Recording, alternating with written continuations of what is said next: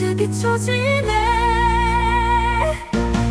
흩어지는 내 화일 높이 날아오르니 역사의 바람 따라 운명이 흐르네. 검을 든 검술의 손에 피어나는 내 화꽃 한 줄기 빛을 따라 진실이 드러나네.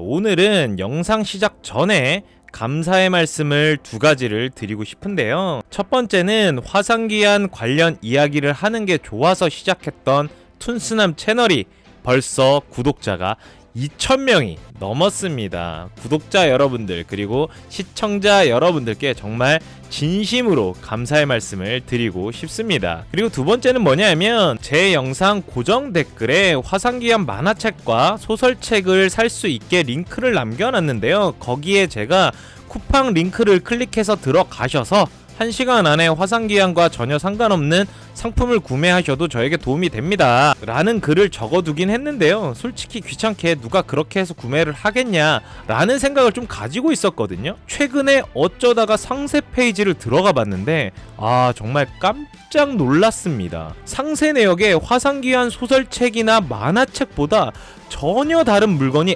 압도적으로 더 많았더라고요. 이게 무슨 말이냐면 제 영상을 보고 기억을 하고 있으셨다가 조금이라도 저에게 도움을 주시려는 마음으로 제가 남긴 링크를 타고 들어가서 물건을 구매해 주셨다라는 겁니다. 진짜 그 마음이 정말 완전 감동이었고 이건 진짜 꼭 감사하다는 말씀을 드려야겠다라는 생각이 들어서 이렇게 영상 시작 전에 감사의 말씀을 드리는 겁니다. 정말 진심으로 너무 감사합니다. 자, 그러면 이번 142화 리뷰 시작하도록 하겠습니다. 이번 화에서는 유이설이 당하게 소매를 자르는 장면으로 시작을 하는데요. 이건 유이설의 경고 또는 강력한 도발이죠. 뭔가 너는 이미 죽어있다 이런 느낌이라는 겁니다. 내가 지금 한 행동은 소매를 잘랐지만 전장이었다면 너는 손목이 잘려나갔을 것이다 라는 겁니다. 이미 시작부터 당학은 유이설의 상대가 안 된다 라는 것을 보여주는 것이고 당학 입장에서는 반응도 못하고 소매가 잘려나간 것은 굉장한 수치심을 느낄 수밖에 없는 상황인 겁니다.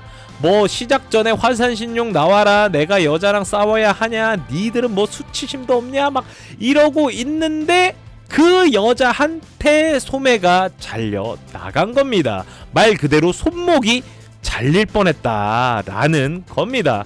물론 열받아서 막 소리를 지르면서 대화하던 중에 방심하고 있었다라고 할 수는 있지만 늘 본인의 목숨을 담보로 살아가는 칼을 품은 무인이 어디 여행 나온 것도 아니고 그것도 강호 안에서 심지어 비무대 위에서 방심을 했다? 이거는 간이 배 밖으로 나왔거나 사람 자체가 무인으로서 형편이 없는 겁니다. 그리고 강호에서는 방심한 적을 공격하는 건 굉장히 좋은 기술이자 실력입니다. 비무대에 발을 올려놓는 순간부터 방심이라는 단어는 핑곗거리도 안 되는 거의 사치라고 할 수 있는 거죠. 실력도 턱없이 부족한데 정신까지 썩어 빠진 것이고 이런 인간을 보고 사람 자체가 약하다라고 할 수 있는 거고 그런 인물의 표본을 보여주는 당학을 이번 화 142화 초반부에 보실 수 있는 겁니다. 그래도 비도를 사용하는 단가이기 때문에 깜짝 놀라서 바로 유이설과의 거리를 넓히고 그러고 나서 당군학에게 소리를 치는데요. 아니 진짜 내가 이 여자 이기면 화산신용 이긴 걸로 해주는 겁니까? 라고 확인을 하는 건데 좀 추잡해 보이기는 하지만 그래도 나름 합리적인 행동이긴 해요. 만약에 진짜로 당학이 유이설을 이겼는데 당군학이 야 나는 약속 안 했는데? 내가 너네 할아버지랑 한 약속은 너가 청명이랑 싸워서 이기는 거다라고 할 수도 있고, 그래서 지금 당학의 행동은 나름 합리적일 수 있다라고 제가 말씀을 드린 거고, 그래서 많은 사람들이 들을 수 있는 이곳에서 물어보는 행동 자체는 잘못된 행동은 아니다라는 거고요. 근데 그 와중에 당군학 표정 너무 웃긴 거 아닙니까? 아무튼 당군학은 이 비무에서 너가 이기면 소가주 자리를 주겠다라고 합니다. 사실 이번 비무에서 당군학과 당학이 한 내기는 소가주 임명 권한을 원로원에게 주는 것인데, 당패가 소가주 자리를 박탈당한 게 공식적으로는 당군학이 청명을 보고 당군학의 눈높이가 청명에 맞춰졌기 때문에 당패가 청명에게 미치지 못하니까 박탈시켰다라는 게 공식적인 가주로서의 당군학 입장입니다. 그 상태에서 당학이 청명을 이기면 당회와 당군학의 내기와 상관없이 당학은 당당하게 당군학에게 소가주 자리를 달라고 할 수 있는 겁니다. 근데 유의설을 이기면 뭐 청명 본인은 그래 유의설 이기면 나 이긴 걸로 쳐주겠다 라고 하기는 했지만 당학은 확인이 필요한 거죠. 그래서 당군학에게 답을 들은 것이고, 그 대답을 듣자마자 멍청하게도 바로 당회를 쳐다봅니다. 이렇게 많은 사람들 앞에서 이런 행동을 한다는 건 그냥 대놓고 내 뒤에는 원로원주가 있다라고 하는 거죠. 진짜 가지가지 한다라는 말이 나올 정도의 장면인 거고요. 뭐 또 어떻게 보면은 뭐 좀 당학이라는 애가 되게 순수해 보이기도 하고 뭐 착해 보이기도 하는 것 같기도 해요. 그리고 비무대 옆에서 당회는 열심히 머리를 굴리고 있는데요. 청명이 본인이 중독된 걸 본능적으로 알았을 것이고 유의설을 내보낸 것이다. 화산의 기대주인 청명이 졌다고 하면 화산파의 큰 망신이니까 그나마 체면치레도 하려고 화정검 백천도 아니고 어디서 뭐 듣다 보지도 못한 여자를 내보낸 것이다. 사천 당가의 당학이 화산의 여자 제자를 이겼다는 건 당가 입장에서는 뭐 자랑거리도 안 되기 때문에 그걸 노리고 저 화산신용 청명이 저러는구나 라고 지 멋대로 생각을 하고 나름 확신을 하고 있는 겁니다. 그래서 일단 뒷일은 나중에 생각하고 야 일단 저 여자 비무 빨리 이겨버리고 당학을 소가주 자리에 앉히고 그 다음은 뭐 그때 가서 생각해보자 라는 결론을 내리는 건데요. 아마 다음 화나 다다음 화에 청명이 설명을 하겠지만 당회의 가장 약한 부분이 바로 이겁니다. 무인으로서 무인을 보는 눈이 없어요. 이게 정말 가장 큰 당회의 취약점이고 약점입니다. 비도술보다도 독공에 훨씬 더 많은 노력을 부은 인물이기 때문에 상대방의 전투력을 보는 안목이 없다라는 겁니다. 수많은 비무나 결투 경험을 통해서 깨닫는 본능도 지금의 당에는 없다라는 건데요. 그러니까 검총 초반부에 나왔던 이 인물 조명산이라는 이 인물보다도 강호에서 무인을 보는 안목이 더 후지다라는 겁니다. 사실 구파일방의 문파나 남궁, 팽가 정도의 원로 원주쯤 된다면 비무 시작 전에 유의설이 강한지 당학이 강한지 정도는 어느 정도는 추측할 수 있어야 됩니다. 근데 고이고 고여서 완전 썩어가고 있는 인간이 비도술도 아닌 강한 독을 잘 사용하는 방법만 평생 연구하고 노력한 겁니다. 그리고 강한 독은 뭐 본인이 만듭니까? 그것도 아니에요. 그 강한 독은 당가의 장인들이 만들어내는 겁니다. 그러니 무인을 보는 눈이 성장할 수 없었던 거고 본능적인 감각도 없다라는 겁니다. 바로 이 부분이 당회의 치명적인 약점이라는 겁니다. 강호라는 곳에서 나보다 약한 무인을 상대할 때는 최소한의 힘을 사용하고 언제 어디에서 일어날지 모르는 돌발 상황에 대비해야 되는 게 기본이고, 나보다 강한 상대라면 상대의 힘을 이용하거나 협공을 하는 게 그냥 정말 기본 중에 기본인데, 보는 눈이 없으니 현명한 선택 자체가 불가능한 인물이라는 겁니다. 다시 웹툰으로 돌아와서 당학이 독을 사용하려고 작정을 하고 진심을 다하려고 하는데요. 그 상황을 비무대 아래서 지켜보던 당소소가 이 비무를 말리려고 듭니다. 유이설이라는 인물이 너무 위험해 보이기 때문이죠. 근데 당잔이 멋있게 어깨를 탁 잡으면서 하는 말이, 무인으로서 비무대 위에 올라선 건 죽을지도 모른다는 걸 각오하고 올라선 것이다. 근데 지금 누님이 위험할 것 같다라는 이유로 비무를 말린다는 건 무인인 유이설을 모독하는 행동이다. 비무대에 올라선 순간 무인은 여자고 남자고 없다. 그저 무인 대 무인일 뿐이다. 라고 아주 멋진 설명을 하는데요. 당소소 입장에서는 당가의 딸로 태어난 본인은 적당한 자유를 보장받는 혼인 말고는 그 어떤 방법도 없다라고 생각을 했었었는데, 당잔의 이야기를 듣고 비무대 위에 서 있는 유이설이라는 여자 무인을 보고는 뒤통수를 한 대 후려맞은 느낌을 받게 됩니다. 그리고 이번화 마지막 부분에서야 드디어 유이설과 당학의 비무가 시작되는데요.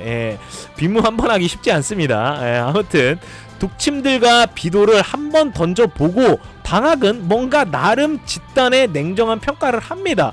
오, 너 강하네. 야, 너 남자였다면 내가 질 수도 있었겠다. 근데 너는 여자기 때문에 나를 이길 수 없다 라는 개소리를 시전합니다. 당해와 마찬가지로 상대방의 능력을 평가하는 능력이 형편없는 거죠. 그 말 같지도 않은 개소리를 들은 유이설이 팩트를 박아버리는데요. 내가 여자고 남자고는 중요하지 않다. 지금 가장 중요한 건 그냥 네가 약해 빠졌다라는 거다. 뭐 이런 느낌인 거죠. 그 말을 듣고 긁힘을 당한 당학이 엄청 열심히 달리면서 사방에서 우모침을 날려대는데요. 소의 털 정도의 얇은 침이라고 해서 우모침인데, 육안으로 보기도 힘든 독침을 열심히 사방에서 날려대고 있는 겁니다. 근데 여러분, 이 우모침이라는 게 당학이 지금 던져대고 있어서 뭔가 치사해 보이고 뭔가 좀 없어 보이는 건데요. 여러분 한번 생각을 해보세요. 만약에 말입니다. 사파와 정파가 엄청 크게 대판 싸움이 난다라고 가정을 했을 때, 그 전쟁통 안에서 사방에서 병장기가 부딪히는 소리가 나고 누구는 팔이 잘려나가고 누구는 죽어나가면서 엄청난 비명소리를 지르는 그 전장 아수라장 속에서 바로 앞에 있는 상대방과 싸우고 있는 도중에 뒤편 어딘가에서 육안으로는 잘 보이지도 않는 독이 묻어있는 우모침을 날려댄다고 생각을 해보십시오. 게다가 중간중간에 목숨을 위협하는 묵직한 비도까지 날려댄다라면 정말 이거는 사파 입장에서는 와 진짜 생지옥인 겁니다. 이런 부분이 당가가 진짜 무서운 이유 중 하나인 거고, 지금은 평화 속에서 독을 사용할 일도 별로 없으니까, 그리고 뭐 비무를 한다고 해도 나무로 된 비도를 던져대는데 그것도 본인의 풀파워로는 던지지도 못해요. 한 번 던지고 나면 그 힘과 방향을 조절할 수 없기 때문에 나무로 제작된 비도조차도 본인의 최대 실력으로 던질 수 없다라는 겁니다. 그러니 지금 상황에서는 당가에 있는 애들이 뭔가 비리비리해 보이겠지만, 단체로 싸우는 실제 전장에서는 독주머니를 사방에서 던져대고 육안으로는 보기도 힘든 우모침을 사정없이 던져댄다. 야, 이거는 진짜 그냥 지옥도가 펼쳐지는 겁니다. 같은 편 입장에서는 정말 미치도록 든든해지는 거고, 상대편 입장에서는 정말 최악의 상대를 만나게 되는 겁니다. 거기다가 거리를 두고 암기를 던져대는 당가의 인원들을 직접 공격하려고 할 때 그 앞을 화산파의 인원들이 떡하니 버티고 있다라고 생각을 해보십시오. 이건 진짜 정말 미친 환상의 조합이 되는 겁니다. 다시 웹툰으로 돌아와서 당학이 수많은 우모침을 던지던 중에 좋은 타이밍을 노려서 기운을 담은 독침 하나를 유이설에게 명중시키는데요.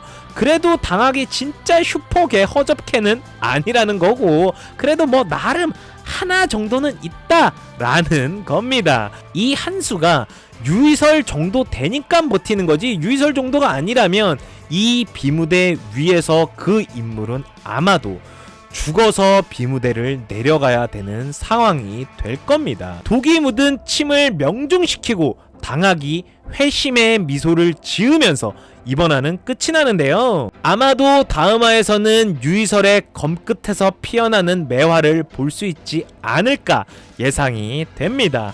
오늘 영상 여기까지고요. 툰스남 채널은 웹툰 화상기한을 훨씬 더 재미있게 볼 수 있도록 도와드리는 채널입니다. 웹툰을 더 재미있게, 그리고 웹툰보다 더 재미있는 리뷰 영상을 놓치고 싶지 않다면 구독과 알람 설정은 필수입니다. 오늘은 영상 마무리하면서 유이설 테마에 이어 당소소 테마까지 이어서 듣도록 하겠습니다. 감사합니다. 산속에 피어난 한 소녀의 이야기, 어둠 속에 울리는 슬픈 목소리. 그 소녀의 아버지 검의 생명 걸었지만 완성하지 못한 채 눈을 감았네. 슬픈 달빛 아래 검을 안고 울던 소녀, 아비의 혼을 담아 검을 피우려 하네.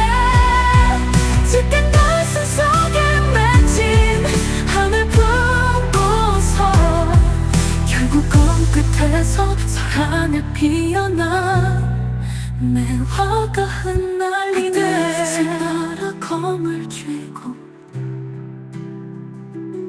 차디찬 현실 속에 홀로 서 있는 소녀. 그녀의 마음속엔 오직 하나, 아버지의 검을 완성하는 꿈뿐. 슬픈 달빛 아래 검을 안고 울던 소녀, 아버지의 혼을 담아 검을 피우려 하네. 짙은 가슴 속에 맺힌 하늘 품고서 결국 검 끝에서 설하늘 피어나 매화가 흩날리네. 어린 검의 이야기, 아버지의 꿈을 안고 떠난 소녀, 화산에서 아름답게 피어나라.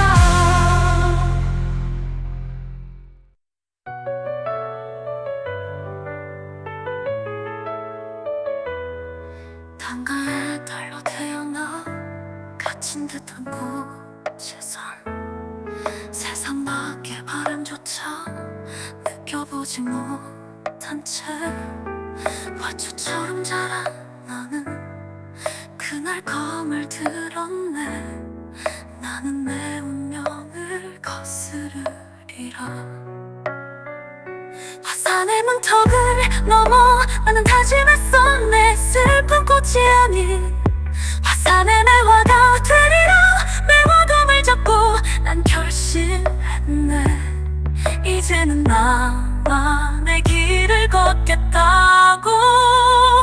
피로 물든 화산에 피어나는 공포, 정신 차려 땅소소. 검을 드는 순간 누군가를 죽이는 건 정해진 일. 떨림을 보여잡고 눈물을 씹어 삼키고 끝까지 살려내리라. 흔들리지 않으리라. 놀라고 벌벌 떠는 건 나중에 해도 충분해. 이 순간 나는 검을 들어 사형들을 지켜내야 해. 내가 약해지면 그들이 죽는다. 피어나는 공포 속에서 나는 굳건히 서리라. 두려움을 속삭이는 어둠을 가르고 살려내리라. 끝까지 지켜내리라. 터져나오는 눈물도 삼키리라. 피로 물든 화산에 피어나는 공포, 정신 차려 땅소소.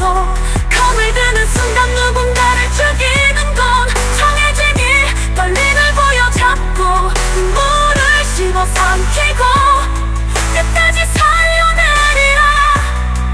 흔들리지 않으리라. 단 한 명도 죽게 하지 않으리라. 그들이 올 때까지 몸이 지키고 마음이 갈려나가도 나는 끝까지 버티리라. 피로 물든 이 천장